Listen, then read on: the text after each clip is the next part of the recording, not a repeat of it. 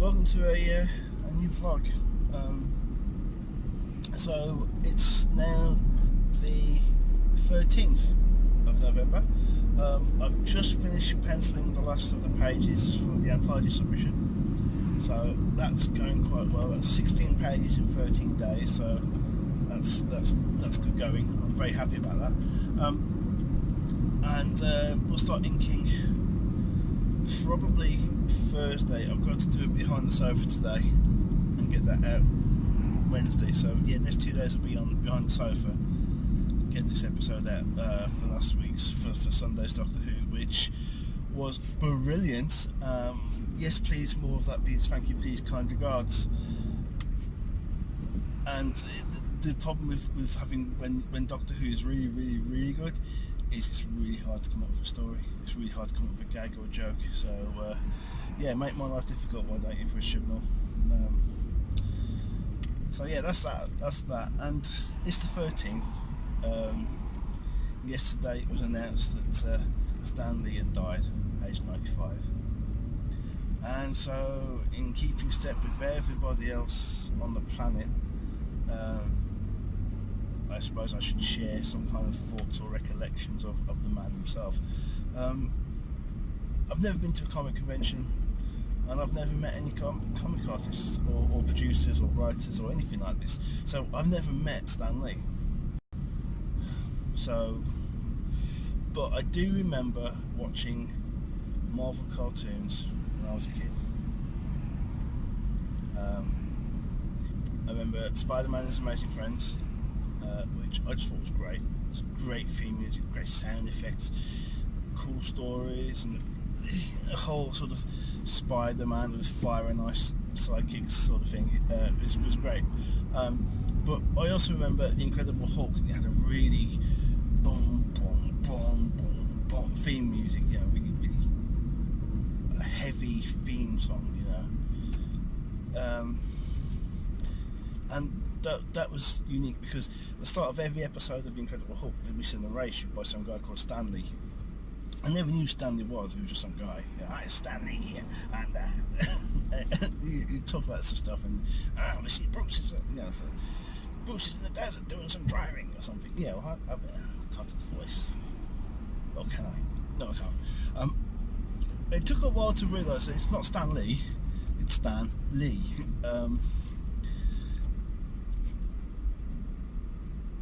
And I always thought it was kind of fun. Oh, this guy's the producer of this show.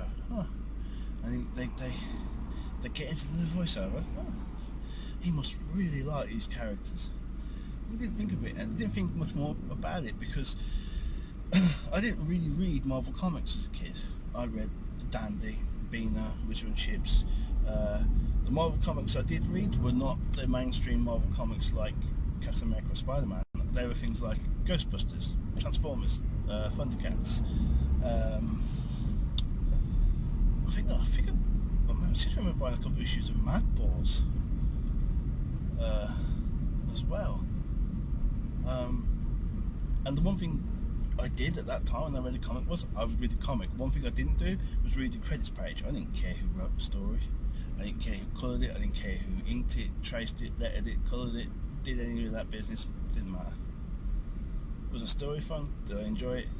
Was it a good laugh? Did it make me chuckle in places? Did it make me wonder what's going to happen next?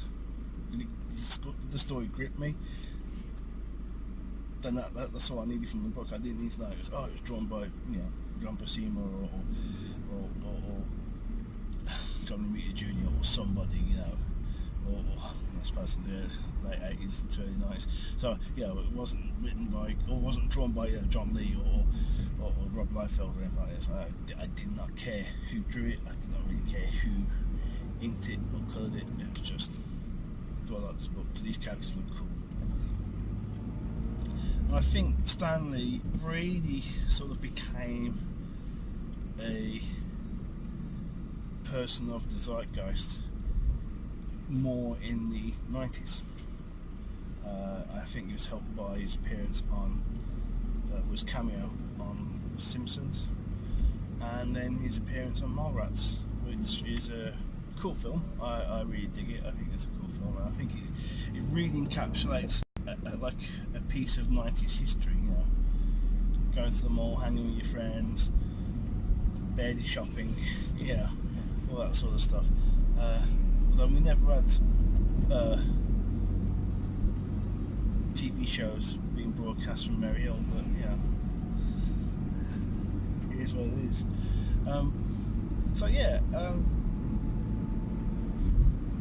I then, about 5 years ago, I got back into drawing comics, and I was doing a lot of massively open online courses. You know, universities put out courses for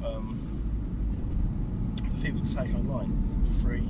You know, so I've done a lot of work learning like aspects of Python and processing and a few other bits of data science stuff, which was just generally useful day-to-day stuff. You know. And a couple of co-workers were really into comics, and they sort of dragged me back into the fray, sort of via osmosis. And so I did a couple of courses, and then I jumped onto one EDX, Rising Superheroes, which had sections of it hosted by Stan Lee. They were mainly interviews with the man, sort of main interviews, asking questions about the Comics Code era, things like this. I did that course about 5 times, and I sort of pretty much aced it every time. Just every time I did different things, you know, because there were so many different ways of delivering projects. You could just write a character bio, or you could just do a character sheet, or a page of a comic, or a front cover, or whatever. So that's what I did. I did a load of that sort of stuff. And it was a really good course to do to get me interested in the process of getting into drawing comics, how to lay out a page, what makes for an interesting character design, what makes for an interesting story, all that sort of stuff. Yeah, it's great. And Stan Lee was part of that. So I never met the guy. I don't know what he was like. But he was a cultural touchstone.